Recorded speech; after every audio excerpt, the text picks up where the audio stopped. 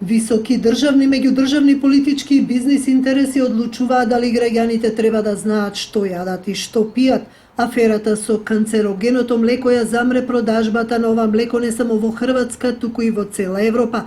Тоа е причината што вакви теми се затвараат за јавноста, тврдат извори за Нова, кои работат на оваа проблематика.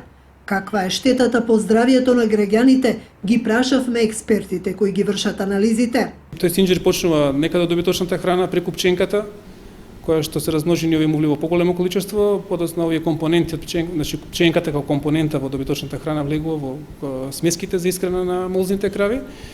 Понатаму овој значи афлатоксин кој што може да биде од Б или од Г групата се метаболизира во организмот на кравите, да кажеме во конкретниот случај, бидејќи станува збор за кравје млеко, кој што преминува во афлатоксин М1 и се излачува еден дел преку млекото, меѓутоа еден дел и преку значи другите екскрети од организмот. Представува можеби едно од најтоксичните соединенија, тоеку подолг период се внесува, значи предизвикува перманентни оштетувања на генетскиот материјал, со тоа што се явуваат такви туморозни промени и во црниот дроб и во бубрезите, бидејќи во нив се метаболизира во организмот на луѓето. Многу од производите не се безбедни по здравието на луѓето, но надлежните најчесто реагираат дури кога ќе пукне афера во странство. Дали можеби некогаш сте се запрашале зошто се случуваат аномалии кај новороденчињата, абортоси и карциноми?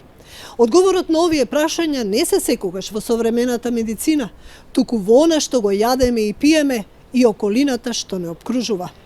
Од Организацијата на потрошувачи вела дека под нивен притисок многу производи се повлечени од рафтовите. Вистина имаше штетни ефекти, меѓутоа тоа треба да се докаже лабораториски, не можете да го повлечете одма производот. Ние јавувавме за тие производи се повлечени од пазарот, со кои луѓето, например, држеа диети и не консумира одреден вид на храна, меѓутоа ги користеа тие производи. Исто така за чајот, знаете дека, или зелена кафа која се повлекуваше заради одредени состојци и слично. Од Дирекцијата за храна и ветеринарство не беа достапни да одговорат дали се врши контрола на секој производ од увоз. Како дозволиле 360 литри канцерогено млеко да влезе во државата? Неофицијално. Секој производ што има декларација од земјата каде што доаѓа, воопшто не се контролира. Но не само тоа, надлежните се должни и да одговорат колку е квалитетно македонското млеко. Млекото во Македонија е со многу послаб квалитет од европското. На тоа влие неорганизираноста на пазарот, како и на фармерите, недоволната опременост за молзење, што често резултира со присуство на бактерии во млекото. И овие податоци добиени од официјални лица никој јавно не ги кажува, а се од суштинско значење за граѓаните.